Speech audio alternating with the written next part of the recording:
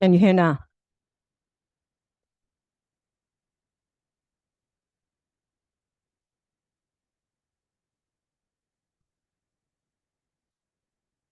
Can you hear now?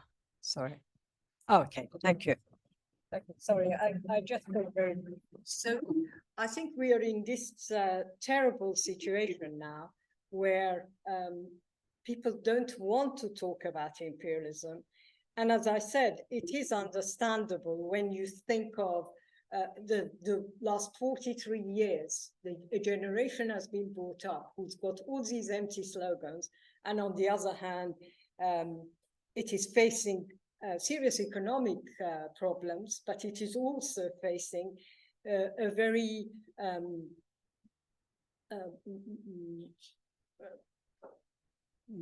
dangerous situation in itself in terms of its daily routine. So it goes out in the park, it can get, he or she can be arrested because they are not adhering to the right clothes. They can't drink, they can't go together to an event and so on. So if you like, the personal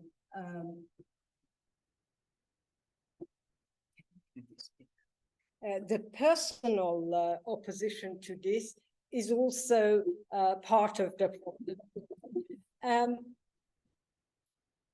And of course, the Iranian people have been bombarded, especially in the last few years, with US paid, Israeli paid, Saudi paid TV stations, social media that constantly tells them the virtues of liberal democracy, civil society, how women's rights are all perfect in the West. It's only the Islamic Republic and Taliban, who are very different entities, whether you like it or not, but they're very different entities.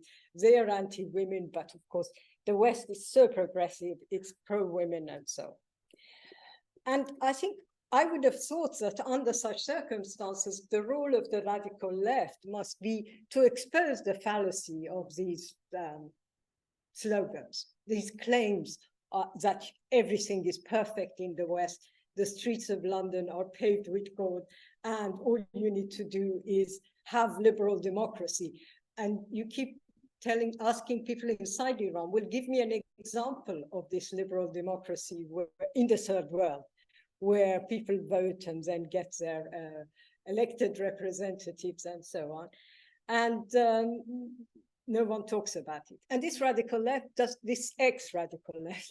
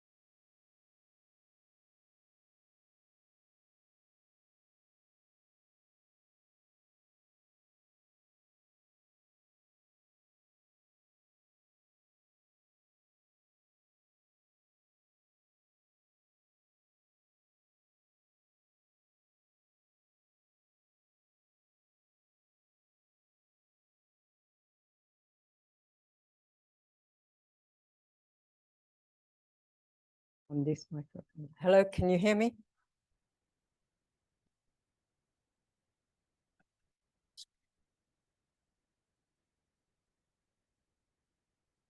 That's That's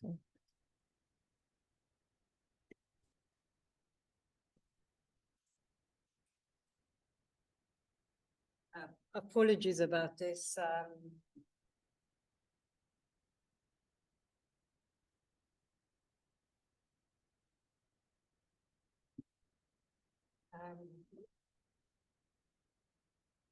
Okay, so what is the significance of 1953? In many ways, the last 21, 22 years, we've had all this talk by the US and UK promoting democracy in the Middle East. That's what they're saying. That's the agenda we hear all the time. And we've seen the results in Iraq. We know the results in Afghanistan. It's even more, this is the second anniversary of the return to power of the Taliban. So we know that. And yet, what we are witnessing in many ways is what I would call forgetting history deliberately, because someone was telling me that just before the Iraq war, Jon Snow, this is a quote from Jon Snow, asked Tony Blair, well, if we are so keen about bringing democracy to the Middle East, why did we overthrow the coup, the Mossadegh government? Why did we bring back the Shah? And according to this quote, which is a reliable quote, Blair had no recollection of 1953, and even worse, in the break, asked Jon Snow, what do you mean by Mossadegh and 19? What was it? What did we do? Yeah. Which is, I mean, maybe he had a temporary lapse of memory, but it just goes to show. This week there has been some calls by various people that Britain should admit its role because the US has done so. But it just goes to show that there is a deliberate attempt to forget how this idiot Mohammad Reza Pahlavi came back to Iran. And even when the so-called radical Iranian left criticizes the royalists, they don't mention the fact that the Pahlavi dynasty was a creation of British colonialism. The father of the Shah had to be sent to South Africa because he was pro-Nazi. Then they had his son who allowed constitutional, not full democracy, constitutional monarchy still. And then the British told him, if you can't control Mossadegh, you can't stay in the country. And he left. And then they did a coup and brought him back. I mean, even in explaining the stupidity of the Iranian royals, the Iranian left is not capable of using terms such as colonialism or imperialism. And it just shows how far to the right, how pro-US or accepting of the general, if you like, pro-West agenda they have become. And so, yes, I did hear the arguments between the nationalists and the Tudeh. It's a very old argument. Who is to be blamed? Because I'm not sure if you are aware, but over the last 70 years, hundreds of books have been written about the 1953 coup. There are academics who've made careers writing about 1953 coup. And the debate is still there. Whose fault was it? So according to Mossadegh supporters, the nationalists, Tudeh, who had young officers, groups in the Iranian army, successfully managed to stop the coup in late July and even 2 days before the actual 19th coup, right? 19th of August coup. So the accusation is, but you didn't tell us about the actual day, the final day of the coup. So that's the nationalist accusation. The Tudeh accusation response is, well, Mossadegh never wanted to get us, was too pro-American, didn't want to accept that there were Tudeh delegates in the parliament. Therefore, we were not in a position to help you and so on. And ironically, and I've been reading some of this stuff recently, actually, Mossadegh, as a nationalist himself, Jabhat Milli Iran, Iran's National Front, and today have close family relations because they were all Bajars. Right? So according to Behrut, who is I don't know, journalist, analyst, on the, and who is related to both sides, a veteran Iranian journalist, apparently on the day of the coup,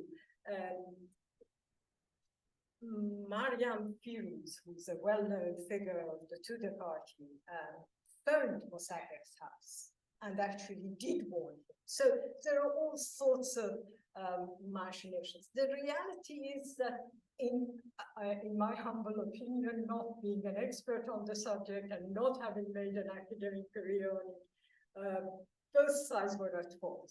The nationalists didn't want to have anything to do with Tudeh because they thought then they would be associated with Iran moving to the socialist camp. Tudeh had its own problems. This is 1953, the year of the death of Stalin.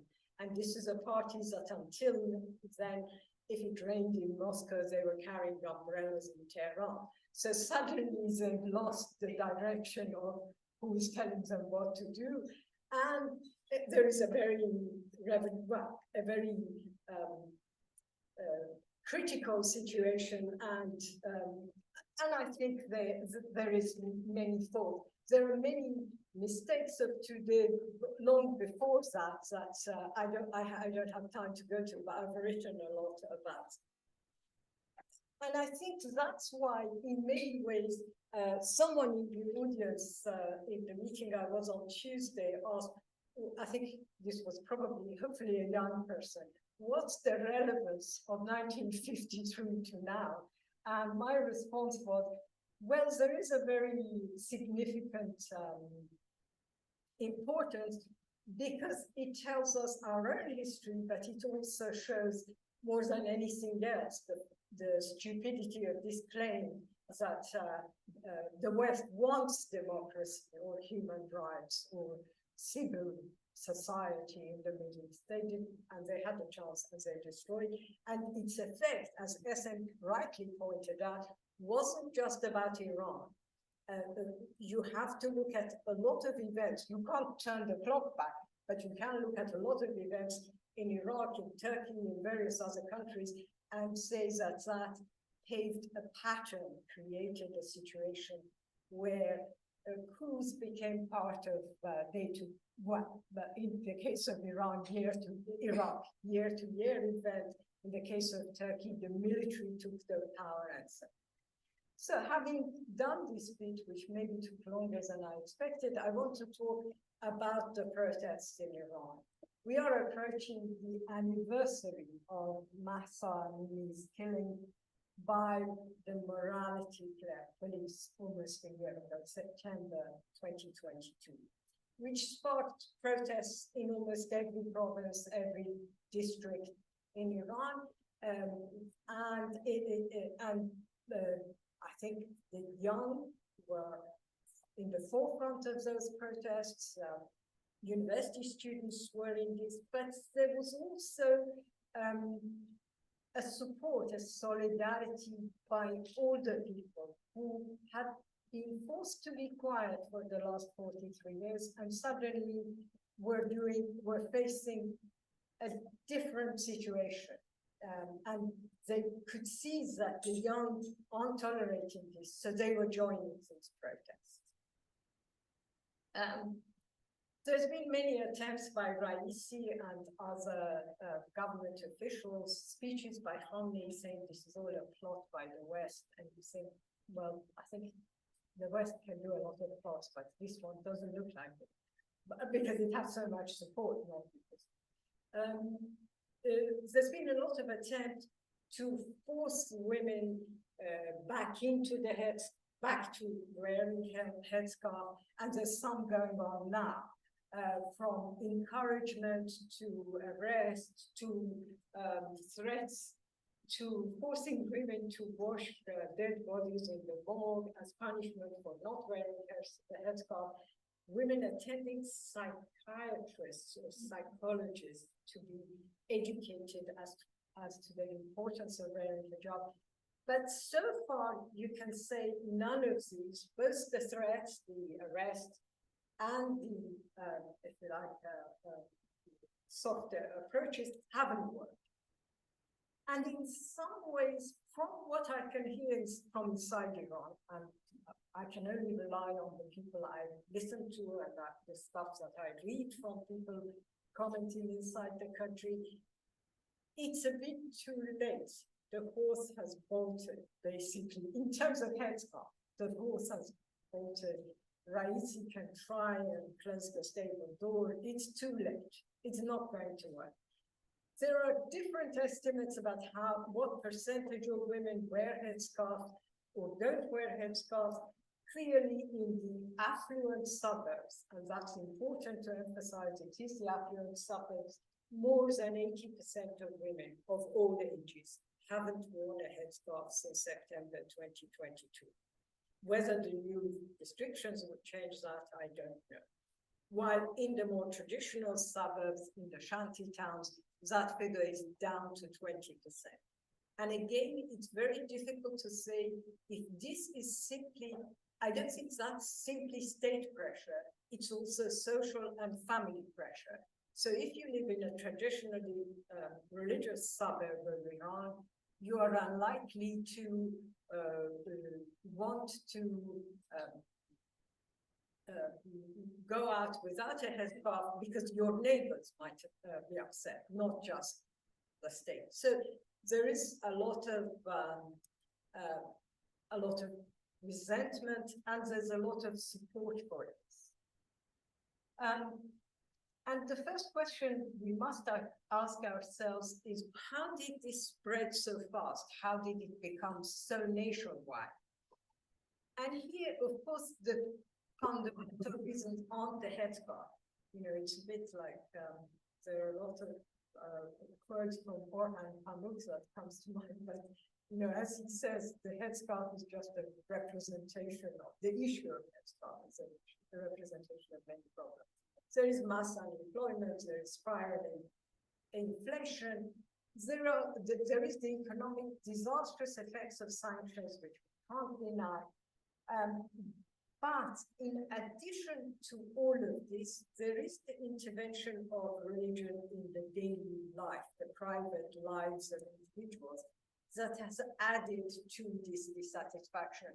I've said this before, and I repeat it, that in most pro-West dictatorships, and indeed most dictatorships, but especially pro-West dictatorships, the rulers are quite cunning in that they suppress political opponents, they don't allow people to go on strikes, they ban political gatherings and so on. But on average, they don't interfere in people's private lives. In fact, the Shah's regime is a good example. They encourage people to be involved in as superficial and bizarre entertainment that you can imagine, both for the upper classes and the lower classes. And that was to stop people becoming political, because once you let people do what they want, then they're not daily confronting the religious state. While the Islamic Republic is very different. From the day it came to power, it wanted to change the, if you like, it did want to turn the country into a truly Islamic country. Now, whether they were unfortunate because there had been decades of secularism, or, and it's difficult to reverse the thing back, or there were other factors that didn't help them, the war against Iraq, the Iran-Iraq war, later pressure from the West and so on, but they haven't succeeded. And because of this, there is this dissociation between the government, the supporters of the government, the sons and daughters of senior ayatollahs, and the religious state. And that is what is making people very angry. Why are they angry? Because in addition to corruption, they see the hypocrisy of a state that tells them to behave in one way, but behaves in a different way in private, in their own service. And I don't think this started with the first day of the Islamic Republic. This is something that has evolved. I have no idea about the Erdogan setup in Turkey, but in Iran, people look at, for example, the fact that distribution of alcohol, which is forbidden in Iran, is actually managed, it's actually organized by sections of the Revolutionary Guard. Now, whether I'm not accusing them to do this with the authority of the senior imam, but everyone in Iran knew from very early 1980s that if you wanted to get alcohol, the best place to get it was from the Revolutionary Guard, because they had confiscated alcohol from some people. They were selling it on the black market. There are accusations, I don't know if it's true or not, that this whole epidemic of blindness caused by poisoned alcohol, which is currently a problem in Iran and has taken the lives of many people, is again another offshoot of somebody making money connected with the circles of the government. But then we have, for example, in the last months, we have the hypocrisy of this issue of the man who is in charge of morality guidance in the northern provinces of Iran. He's not just an ordinary person. He is in charge. He is called responsible for morality. There's a video on social media in a homosexual act with somebody else, right? And this is in the week where the Iranian president is in Uganda, telling the Ugandan president, this homosexuality is a disease that with which the West wants to poison the third world. You know, so the hypocrisy is so obvious. It hits you, in the face on a daily basis. So it's very difficult to find anything to defend about this government, to be honest. And after decades of corruption, after decades of hypocrisy, after trying to change people's lives, not succeeding, and then to a certain extent, the state accepting their reality. So people have double lives. Even long before Massa event and September 2022, people have double lives. They consumed what they wanted in their house. They went to a restaurant, pretended they were having tea, and the restaurant owner would bring teapots full of wine, right? And the state knew this. This is not something you would do that the state wouldn't know, but the state accepted this. Things got slightly tougher when Raisi came to power, because obviously he is more fundamentalist than Rouhani was or Khatami was.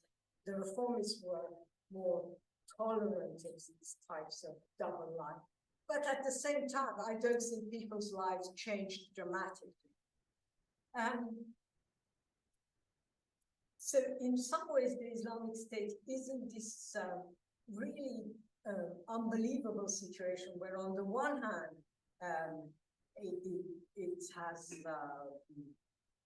it can't do anything except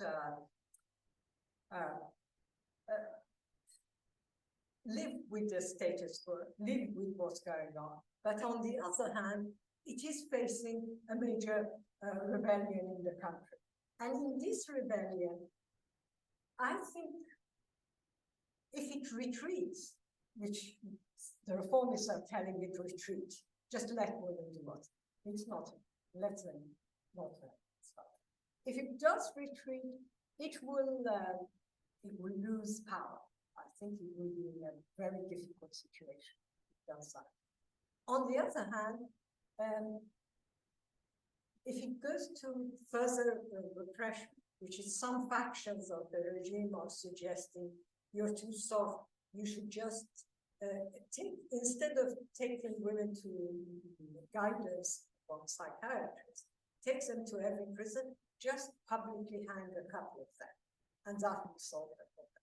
But the regime is not that stupid to do that. So I think we are in a situation where we really don't know how this will evolve. It's very difficult to assess the support and the base of the regime, but I don't think we should underestimate those people whose existence, whose livelihood depends on the religious state. And they will support it, and in my opinion, they will fight to the last drop of their blood for the Islamic Republic, because they have no other choice. And part of the problem is that the entire opposition, including the left, is very good at underestimating this force. We should never underestimate this force.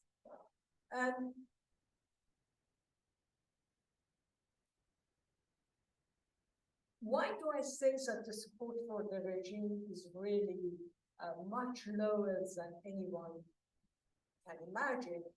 Well, I have good reasons. One of them is that, well, the Islamic Republic had, even the Islamists in 1979 had very clear slogans, you know, freedom, independence, and the Islamic Republic. Right? It was their slogan, never mind what the left was saying. Well, there isn't much independence. The reason the sanctions are so effective is because Iran is so much part of global capitalist system, how much Iran relied on exports to the West, imports from the West, that sanctions has crippled the economy just to a certain extent. There was the talk of, so I don't think independence has happened. Freedom has definitely not happened. And although you can't say politically Iran is less free than the Shah, because during the Shah's period, you could be arrested for reading a pamphlet. Nowadays, there are websites in Iran that publish leftist journals.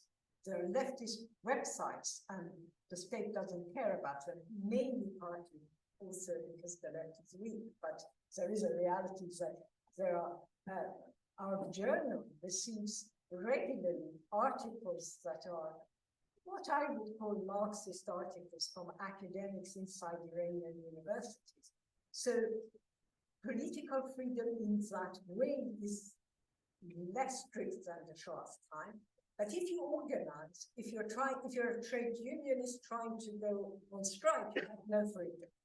If you are a teacher who wants to meet with other teachers to set up even a syndicate, you don't have freedom. But to read and write, you have more freedom than before, I think. But there is no, then on the other side, in the street, you have no freedom. I mean, lots of people were arrested for not adhering to fasting during Ramadan. And of course, this is a country where the young don't fast, so forcing it wouldn't help anyone. And then there was the question of, although the Islamic Republic never claimed to be, how should I put this? It never claimed to be socialist or left-wing, but Khomeini talked of bringing to power the disinherited. This was going to be those who were shoeless, the people who had no shoes, who couldn't afford to wear shoes. The poor, basically. And of course, on that aspect, the situation is far worse than it was ever in the, I think, probably, I don't know, at least in the last century, since having been this bad. Iran is now, has a Gini factor of 42, one of the highest in the region. And we have the super rich who are mostly, not all, I would say, but mostly related to Sunni ayatollahs, leaders, commanders of the Revolutionary Guard. And then we have the rest of the population and the middle class that tries to live with all the contradictions, but isn't happy. And for all its anti-US rhetoric, Iranian people, thanks to social media again, or exposés by various people, are well aware that these senior ayatollahs have all applied for green cards, their relatives live in the US, for all the anti-US slogans. They have learned the lesson of, I assume, Russian oligarchs. So they're preparing their future, or they've learned from the Shah's family, who took the money out before they were overthrown. But whatever, they are all in this position. And I think that we have to admit that these protests are probably numerically smaller than the protests of 2009, when you sacked the Green Movement, when the elections, before the elections led to Ahmadinejad coming to power. But they are more widespread, and they are more, if you like, the entire country is involved in these protests in small parts, in areas that are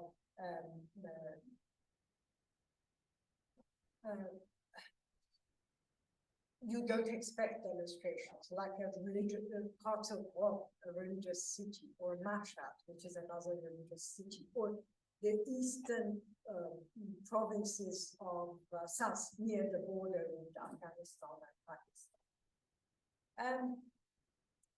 And here, I think women have played a very effective role, and it has been important that women have been involved in this.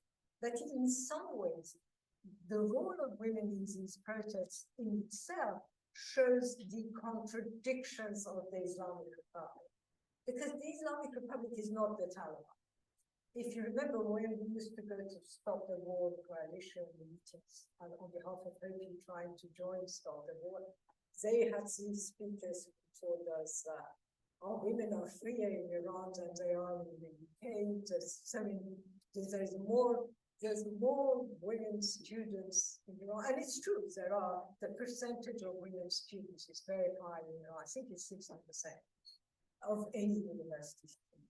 And in subjects such as the STEM subjects, science and engineering, math, there are a lot of women students. I gave you the example of the 55 and 3 women. Well, Iran is not this way.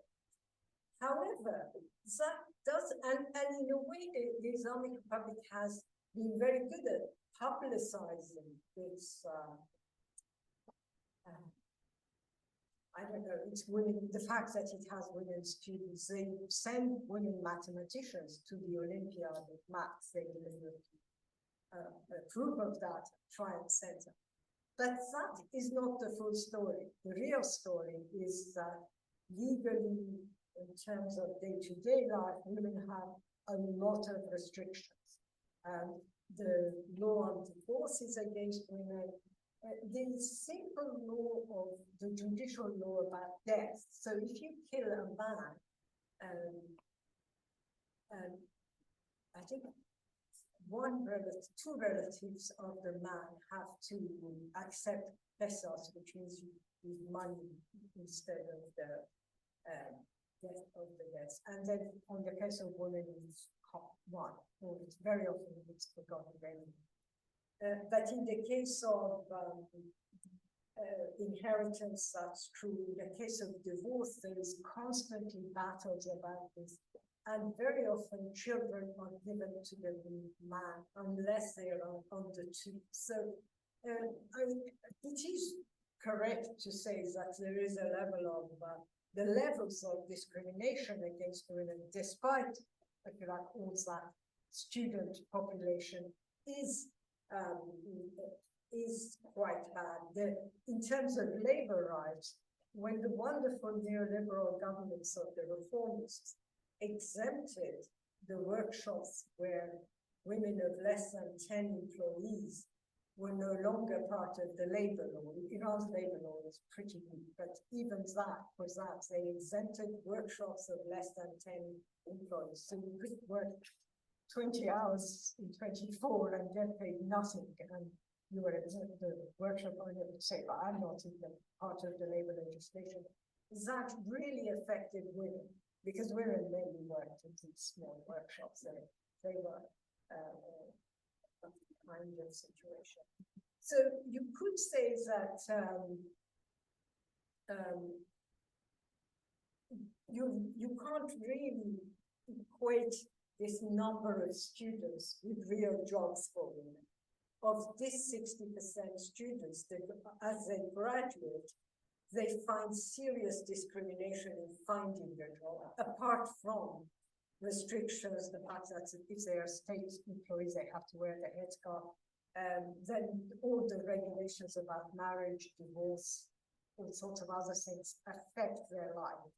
There are people who have said, and I'm not necessarily a fan of this term, but poverty has more victims definitely amongst women and in Iran.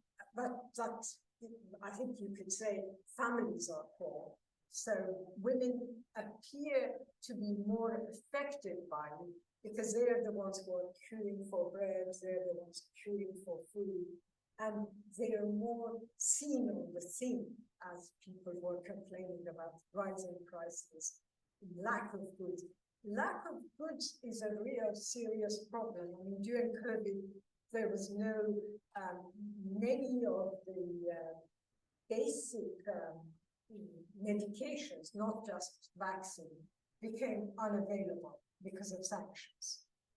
And although some vaccines went to Iran, not all vaccines, some countries refused to send vaccines to Iran. And the number of deaths from COVID in Iran is higher than percentage of the population, is higher than its neighbors. There is a serious, people go, if you read the Iranian papers and social media pages, you realize people keep cutting back on what they can't eat. So obviously they can't afford meat. Then they went for eggs, then there was a shortage of eggs. Then they started eating pasta and rice. And rice is expensive. And some of these economic problems aren't just sanctions. Sanctions play a part, but it's also the economic policies of the regime. So the government has bankrupted rice deliberately, I think, sections of the government bankrupted rice growers because part of the regime was importing rice on state exchange rate, which is a lot less than the unofficial real dollar rate, and selling it at the real dollar rate. So you buy, say, I don't know, a kilo of rice from India or Pakistan at 10 pounds. That would be, say, I don't know, 2,000 months in Iran. You would sell it at 50,000. So you can see how you would, because the government rate and the real rate is that silly. I mean, it goes up. Currently, a dollar, I think, is 46,000 to $1. And just to give you an idea of how things have changed, I think in 2000, even in 2007, it probably was 15,000. So, and people have to import. This is a country that imports. So people then started cooking macaroni, which is not exactly an Iranian dish, with tomato sauce to make up, and they can't even afford that. So the economic situation, you know, is dire, and I think in this respect, working class women are seeing the effects of livelihood, and they're rebelling, and the Massa protests, the protests that started in September 22, galvanized all of this, and all of this anger, economic problems, legislation problems, interference of state in every aspect of people's private lives, and so on. Yeah, I'm going to cut short some of what I have. It is true that over the last 11 months, we have seen these protests growing far beyond the question of headscarf. And you have seen workers who had their own disputes. Most of the time, I emphasize defensive disputes. Defensive means that they are demanding unpaid wages. They're not even asking for pay rises. They are demanding better working hours. For example, in Iran 2 weeks ago, the heat was so much, 50 degrees in some parts of the oil policy, where the government was forced to give a 2-day national holiday midweek. And the exemption were oil workers. Now, if you're an oil worker in an exploration field, you're in above 50 degrees. So, there were serious protests by workers saying, you give 2 days to office workers, and here we are in 50-degree temperature. But there are also defensive protests by steel workers, by sugarcane workers. The teachers joined the protest. The teachers became quite important in the protest because on the one hand, they were sympathizing with school students who were refusing to wear headscarf, and then the police was coming into the school and saying, why is the school not enforcing the hijab? And the teachers started getting involved and supporting their students. In fact, there are examples, videos of collaboration between school staff and students pushing out representatives of the state who are trying to impose the headscarf on. But teachers have also got other complaints, and that is, again, something that in most dictatorships doesn't happen in this way, the interference of the state in terms of the curriculum. So the state is trying to say, you can't teach this, you can't teach this, you have to teach Islam in this way and so on. And that has created an additional protest as well. So I want to concentrate a bit on who is opposing the regime from inside Iran, from outside Iran. Inside Iran, obviously, this has regenerated, revived the reforms.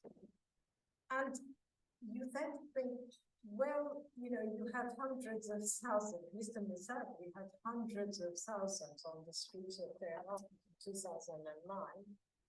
And he just couldn't separate himself from the supreme leader. He couldn't say, down with the supreme leader. At times they might be a call, but the reformists in Iran see themselves part of the Islamic Republic and yet not part. And as a result of this, the fact that now, for example, every now and then there's these headlines, Mousavi tells the police to stay with the people. What does it mean? I mean, does it mean you actually open fire on the authorities? What does staying with the people mean? So even now, there is that element. But there is a revival of the reformist, Khatami, Iran's ex-president, the first reformist president, who must be getting on,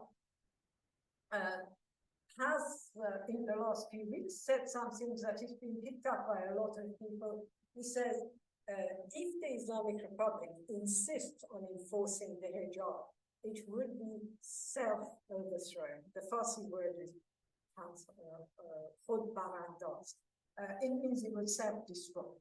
And I think he might not be the brightest of the Ayatollahs, but he's got it right. I mean, if the Islamic Republic really wants to enforce this, they will self-destruct. There are other issues that I haven't covered, but are also important, and that is the issue of national divisions in Iran. And Iran is made 50% Persian, but there is the Azerbaijanis, there is Kurds, Arabs, Baluchis, so quite a diverse population. Modern capitalism and the fact that, as I said, 80% of the population is urbanized means that there's been huge migration from all of these regions into major cities. So dividing, who are the Kurds in Tehran and the Turks in the Persians in Tabriz is going to be difficult. But clearly, one of the attempts of at least sections of the West, and here I would classify them as neoconservative Republicans in the US and the Israeli state, and until recently, but maybe still Saudi Arabia, their attempt over the last 11 months has been very clear. If you listen, which I definitely don't, but I read what people quote from this NBS TV. It used to be called Saudi TV. Now we know it's actually, according to Haaretz, I don't know, but according to Haaretz, it's actually a TV station very well connected with Mossad. This TV station, 24/7, is publicizing division of Iran. And again, it's so overwhelming that even sections of the left are going along with it. Yeah? And so this scenario would basically break Iran into 5, 6, I don't know, 7 countries, because I think the southern Kurds and the northern Kurds, they're split from each other. They don't like each other. I live in Kurdistan. I can say this with rather a level of certainty that the southern and northern Kurds will fight each other. So this would be divided. And as far as neocons are concerned, despite the fact that they get paid to go and speak for Mujahideen at $1 million a time, as Mike Pence did. But despite that, the neocons' policy regarding Iran is let's divide it into lots of countries. The problem will be solved. Israel will be happy. Saudis will be happy. We will never, ever have to worry about this country. And I think there's an element of what Michael says, revenge amongst these people. They haven't forgiven the Iranian people for overthrowing their puppet shah. And that's the scenario.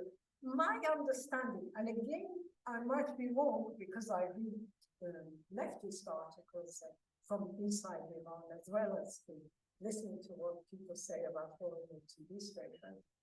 But my understanding is that this hasn't succeeded. The reason it hasn't succeeded is we don't hear this slogan picking up. They do a lot of publicity, but it hasn't really picked up. In fact, Massa Amini was a Kurd, and some of the bigger protests were in Turkish areas of northern Iran. And we hear slogans of solidarity between Turks and Kurds, between Persians and Kurds. So a lot of money has been invested, a lot of airtime has been invested in creating these divisions. I think they haven't worked. I mean, I read articles from Iran where people say it looks like we are in the post-nationalist struggles. Right? We've gone beyond this division of let's divide everything into small nations and so on. That Iranians themselves are seeing themselves more as citizens of a united country. This doesn't mean the left hasn't got serious issues about not understanding the grievances of national minorities that have faced decades of underdevelopment, cultural and at times religious discrimination, like the Kurds or the Baluchis, some of whom are Sunni and therefore in the Shia state have been deprived of basic rights.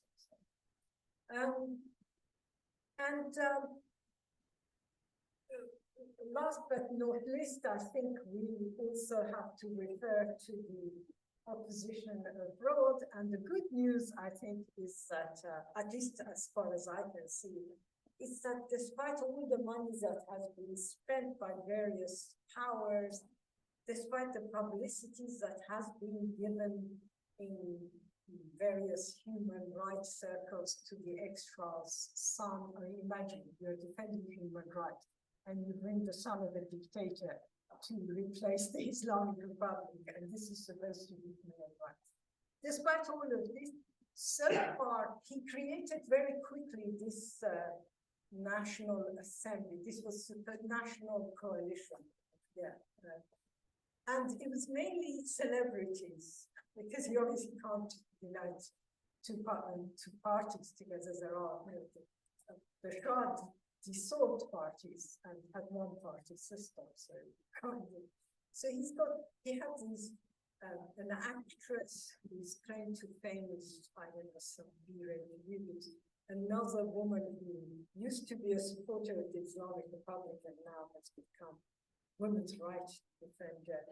And the guy who represented the families of the Ukrainian air disaster. Anyway, this alliance, which was supposed to be, was the British sections of the right-wing British press, but especially the Persian-speaking BBC, the Voice of America, Radio Israel, the Saudi TV, and so on, were presenting this as, here you are, there's no problem, the alternative exists. We have the regime to replace the Islamic Republic.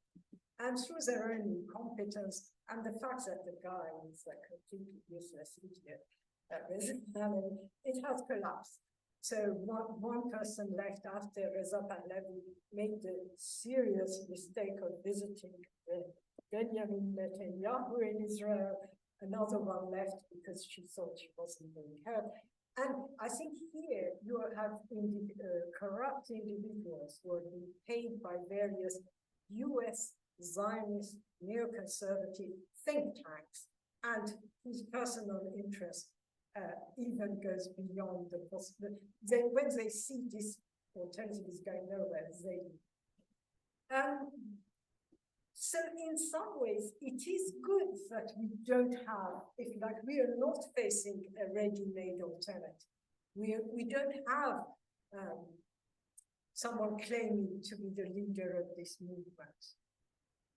The slogan used by Mahsa Amini supporters originally is a PKK slogan, but the right that picked it up didn't even know that this was a PKK slogan.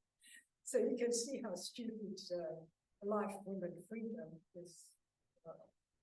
And there are serious problems with this slogan, but it is better than some of the slogans that could have been picked up. Like the royalists' initial attempt was to change this to Iran nation man or something like that. It was stupid. I mean, it didn't last long. But it has limits, and the left has not really, in my opinion, the left hasn't criticized this, the lack of clarity of this slogan to the extent that it should. So that we have hours of discussion of various radical left spokespeople praising this slogan, but we don't have their understanding of what it means. They talk about women's oppression in Iran, but they don't mention anything that you could consider left of center. Don't mention Engels. Don't mention the origins of family. Never mind Clara Zetkin or Rosa Luxemburg. So the radical left is very conservative, in my opinion, in its approach to the protest movement. It's taming the movement. It's not, I don't think that it's not obviously in a position to lead the movement, but it can intervene in a more positive, in a more radical way. And all they do is they say, oh, well, it's good there is no leadership, but the leadership would develop automatically from within the protest. And you say, well, give me an example where, suddenly from nowhere, and with people like you being so soft, so pro-West, so shy about saying anything about imperialism, colonialism, or never mind Marxism, that radical leaders have stand from the lower ranks of the protest movement and have taken us to nirvana. And then we have Tudeh, who repeats the slogan that it has always had, and it did have it under the Shah, united front against dictatorship.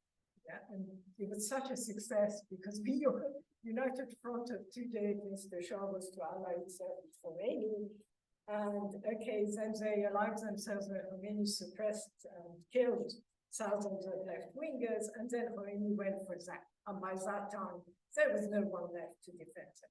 But now, to repeat this slogan, let's unite. What united for? With whom? With which classes? On the basis of which principles? For what reason are we creating this united front? It's amazing that you can make the same mistakes twice and not think them. So the future is very unclear. I've run out of time, so I don't want to say too much, but I think the future is very unclear. It doesn't mean it's all negative. I am concerned, and I chose the title deliberately, about the failings of the Iranian left, because at a time when the Iranian left is not in a position to lead this movement, but is in a position to give it, to intervene in a more positive, in a radical way.